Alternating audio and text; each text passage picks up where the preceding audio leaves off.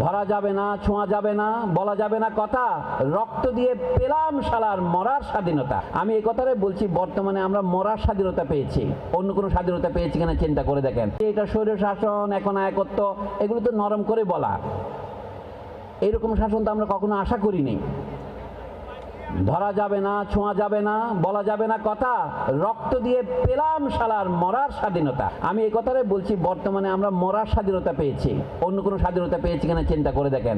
সাম্যের কি হয়েছে বাংলাদেশ স্বাধীন হওয়ার পর?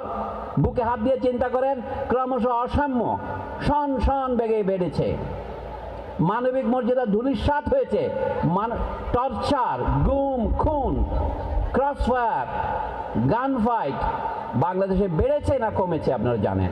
তাহলে আমাদের ছাত্রছাত্রী আমরা কি শেখাবো? অধিকার ও কর্তব্য কি শেখাবো? শুধু তর্ক হচ্ছে।